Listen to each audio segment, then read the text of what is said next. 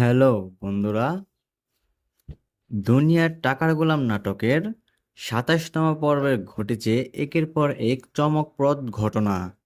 এই পর্বে একদিকে যেমন শেহজাদ চৌধুরীকে গ্রেপ্তারের জন্য পুলিশ অভিযান শুরু হয়েছে, অন্যদিকে গল্পে এসেছে একজন নতুন এবং অত্যন্ত সাহসী পুলিশ অফিসার। আর সবচেয়ে বড় বিষয় হলো, এবার শেহজাদ চৌধুরীর সামনে যে প্রতিপক্ষ এসেছে, সে সাধারণ কোনো পুলিশ অফিসার নয়। সে নিজেই দাবি করেছে বাঘ ভাল্লুককে খাঁচায় বন্দি করে রাখার মতো সাহস তার আছে। তাই ২৭তম পর্বের সবচেয়ে বড় টুইস্ট হতে যাচ্ছে শেহজাদ চৌধুরী বনাম নতুন এসপির রাজের মুখোমুখি সংঘর্ষ। পর্বের শুরুতেই দেখা যায় একজন দায়িত্বশীল এবং সাহসী পুলিশ অফিসারের খোঁজ চলছে। এমন একজন পুলিশ অফিসার দরকার যে সৎ, কর্মনিষ্ঠা, তরুণ এবং ভয়কে ভয় পায় না। এমনকি সে জাতের মতো একজন শক্তিশালী এবং ভয়ঙ্কর ব্যক্তিকেও খাঁচায় বন্দি করে রাখার ক্ষমতা রাখে। তখনই বোঝা যায় শেহজাদকে গ্রেপ্তারের জন্য বিশেষ একজন অফিসারকে দায়িত্ব দেওয়া হচ্ছে। কিন্তু এরই মধ্যে শেহজাদকে নিয়ে নতুন একটি বিপদ তৈরি হয়। একটি ভিডিও সামনে আসে যেখানে এমন কিছু কথা বলা হয়েছে যা শেহজাদের বিরুদ্ধে বড় ধরনের অভিযোগ তৈরি করতে পারে। সেখানে বাংলাদেশ ব্যাংক ডাকাতির মতো ভয়ঙ্কর একটি প্রসঙ্গ উঠে আসে। পরিবারের সদস্যরা শেহজাদকে প্রশ্ন করে, সে কি সত্যিই এমন কথা বলেছে? কিন্তু শেহজাদ পরিষ্কারভাবে জানিয়ে দেয় এই কথাগুলো তার নয় এবং ভিডিও তার নয়। সে বলে তার কি এমন কোনো কাজ নেই সে যে ব্যাংক ডাকাতির কথা বলে বেড়াবে। তাহলে প্রশ্ন হলো, ভিডিওটি করলো কে? কে শেহজাদের মতো দেখতে, অথবা শেহজাদের পরিচয় ব্যবহার করে এমন ভিডিও তৈরি করলো? এখানে গল্পে নতুন রহস্য তৈরি হয়, কারণ শেহজাদের বিরুদ্ধে শুধু অভিযোগ নয়, এবার এমন একটি ভিডিও ভাইরাল হয়েছে যা তাকে বড় বিপদে ফেলতে পারে। ফলে তাকে ফাঁসানোর জন্য কেউ পরিকল্পিতভাবে কাজ করছে কিনা সেই প্রশ্ন সামনে চলে আসে। এরপর গল্পে অন্য একটি মজার কিন্তু গুরুত্বপূর্ণ অংশে দেখা যায় গোলামকে। গোলাম তার গ্রামের এক বন্ধুর সঙ্গে ফোনে কথা বলেছে। সে বন্ধুকে জানায় সে এখন ভাইরাল হয়ে গেছে, অনেকটা সেলিব্রিটির মতো হয়ে গেছে। এমনকি তার এখন অনেক টাকা পয়সাও রয়েছে বলে সে বড় বড় কথা বলতে থাকে। কিন্তু তার এই আনন্দ বেশিক্ষণ স্থায়ী হয় না। হঠাৎ করেই জানতে পারে একটি স্বর্ণের চেন টেবিল থেকে হারিয়ে গেছে। সন্দেহ নিয়ে পড়ে গোলামের উপর। গোলাম প্রথমে কিছুতেই চুরি করার কথা স্বীকার করে না। সে বারবার বলতে থাকে সে গরিব মানুষ হতে পারে কিন্তু চোর নয়। তবুও তাকে তল্লাশি করে, আর তখনই দেখা যায় সেই স্বর্ণের চেনটি গোলামের পকেট থেকে বেরিয়ে আসে।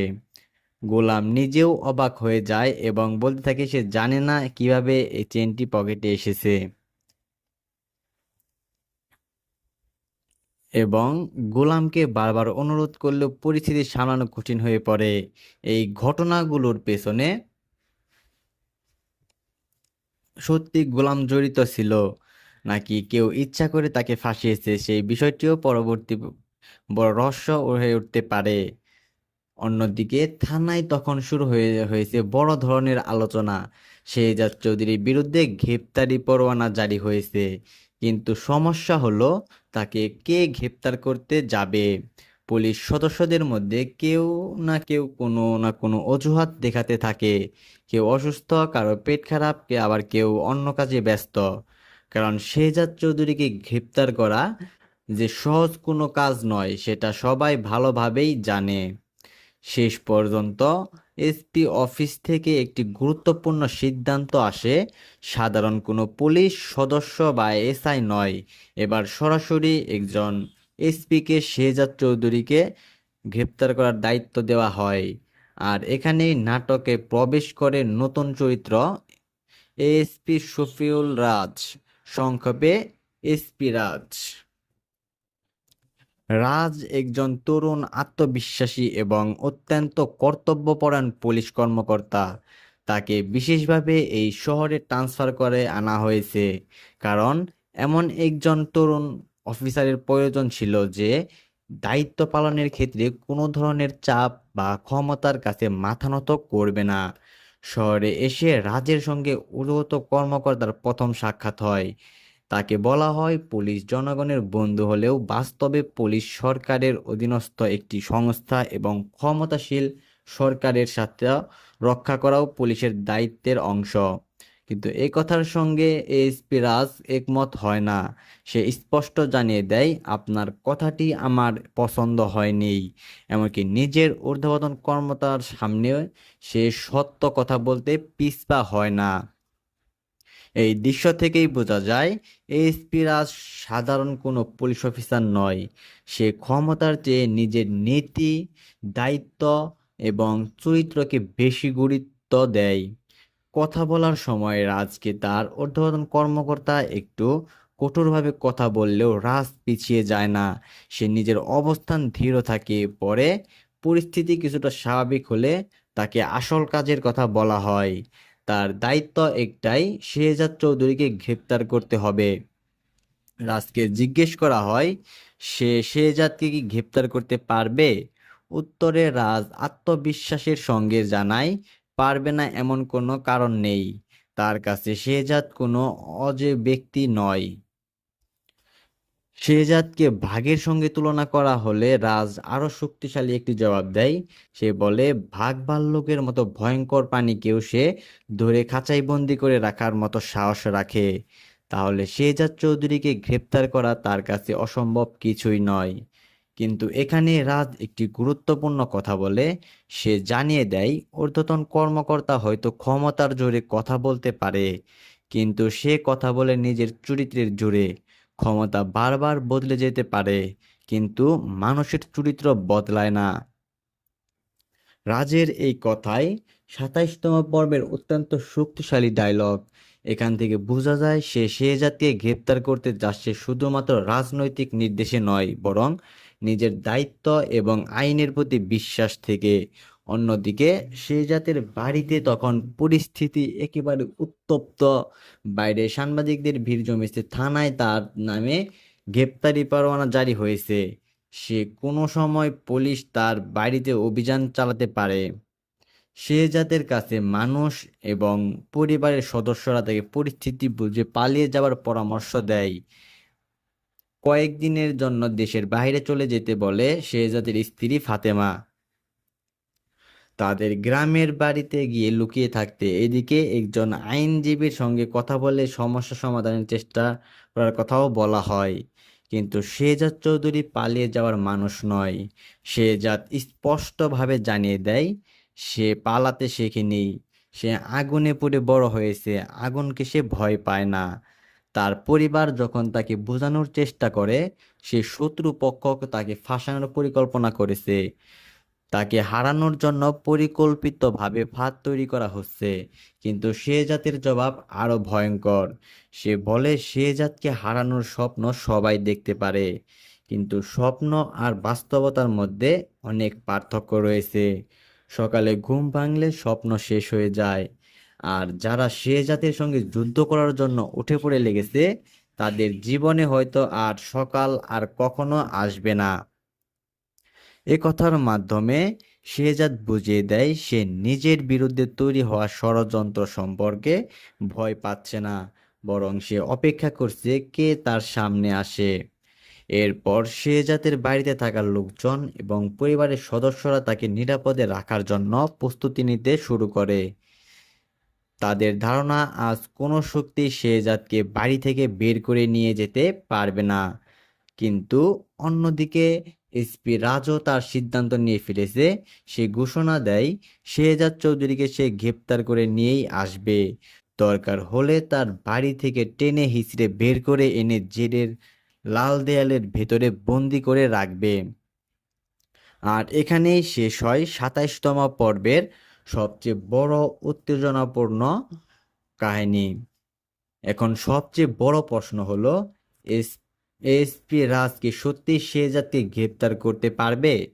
শেহজাদ একদিকে নিজের বাড়িতে থেকে পুলিশকে মোকাবেলা করার প্রস্তুতি নিচ্ছে, অন্যদিকে এসপি রাজ একজন সৎ, সাহসী এবং কর্তব্যপরায়ণ অফিসার হিসেবে দায়িত্ব পালন করতে এগিয়ে যাচ্ছে। দুজনেই ভয়ঙ্কর রকম আত্মবিশ্বাসী। দুজনের কেউ পিছিয়ে যাওয়ার মানুষ নয়। একজন বলছে সে ভাগ্যকেও খাঁচায় বন্দি করে রাখতে পারে। তাই ২৭তম পর্বের সবচেয়ে বড় টুইস্ট হলো শেহজাদ চৌধুরী এবং এসপি রাজের মধ্যে শুরু হতে যাচ্ছে ভয়ঙ্কর এক লড়াই।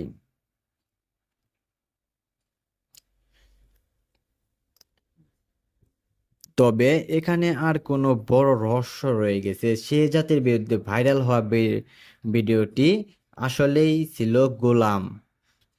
এই ভিডিওটি তৈরি করা হয়েছে, সত্যিই কি কেউ তাকে ফাঁসাতে চেয়েছে? আর গোলামের এই কিছু সব কিছুর পেছনে কে রয়েছে তা অবশ্যই আমরা জানতে পেরেছি, আমরা দেখে ফেলেছি কে এইগুলো করেছে। সব মিলিয়ে দুনিয়া টাকার গোলাম নাটকের ২৭তম পর্ব ছিল রহস্য, কমেডি, উত্তেজনা এবং অ্যাকশনে ভরপুর। একদিকে শেহজাদের বিরুদ্ধে বড় ষড়যন্ত্র, অন্যদিকে নতুন এসপি রাজের আগমন এবং সবশেষে শেহজাদকে গ্রেপ্তারের অভিযান। সবকিছু মিলিয়ে গল্প এখন আরো বেশি জমে উঠেছে। এখন দেখার বিষয়, ২৮তম পর্বে পুলিশ যখন শেহজাদের বাড়িতে পৌঁছাবে তখন কি ঘটে? শেহজাদ কি গ্রেপ্তার হবে, নাকি এসপি রাজের সামনে নতুন কোনো চমক অপেক্ষা করছে? আর শেহজাদকে ফাঁসানোর পেছনে আসল অপরাধী কে ২৮তম পর্বে ধরা পড়বে? সবকিছু দেখার জন্য আমাদের চ্যানেলে অবশ্যই চোখ রাখতে হবে। তাই যারা এখনো আমাদের চ্যানেলটি সাবস্ক্রাইব করেননি, দ্রুত সাবস্ক্রাইব করে চ্যানেলটির পাশেই থাকুন।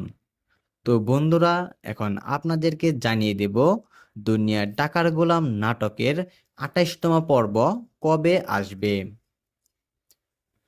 দুনিয়ার টাকার গোলাম নাটকের ২৭তম পর্বের পর এবার দর্শকদের সব আগ্রহ ঘিরে পড়েছে বহুল প্রতীক্ষিত ২৮তম পর্বের দিকে। আগের পর্বে শেহজাদ চৌধুরীকে ঘিরে একের পর এক বড় ঘটনা ঘটেছে। তার বিরুদ্ধে গ্রেপ্তারি পরোয়ানা জারি হয়েছে, বাইরে সাংবাদিকদের ভিড়, আর যে কোনো সময় পুলিশ তার বাড়িতে অভিযান চালাতে পারে। সবচেয়ে চমক হলো শেহজাদকে গ্রেপ্তারের দায়িত্বে দেওয়া হয় নতুন এক সাহসী এবং কর্তব্যপরায়ণ পুলিশ অফিসারকে। তিনি স্পষ্ট জানিয়ে দিয়েছেন শেহজাদ চৌধুরী যতই শক্তিশালী হোক না কেন তাকে গ্রেপ্তার করেই খাঁচায় বন্দি করে রাখবে। অন্যদিকে শেহজাদ জানিয়ে দিয়েছে সে পালিয়ে যাবার মানুষ নয়। ফলে ২৮তম পর্বে শুরু হতে পারে শেহজাদ চৌধুরী এবং এসপি রাজের সবচেয়ে বড় মুখোমুখি সংঘর্ষ। দুনিয়া টাকার গোলাম ২৮তম পর্ব আসবে আগামী মঙ্গলবার দুপুর ১২টায়। তাই যারা ২৮তম পর্বের জন্য অপেক্ষা করেছেন তারা অবশ্যই আগামী মঙ্গলবার দুপুর ১২টায় সময়টি মনে রাখবেন। কারণ আগের পর্বে শেষ যে জায়গায় গল্পে থেমেছে তার পরবর্তী ঘটনা হতে যাচ্ছে অত্যন্ত গুরুত্বপূর্ণ এবং উত্তেজনাপূর্ণ।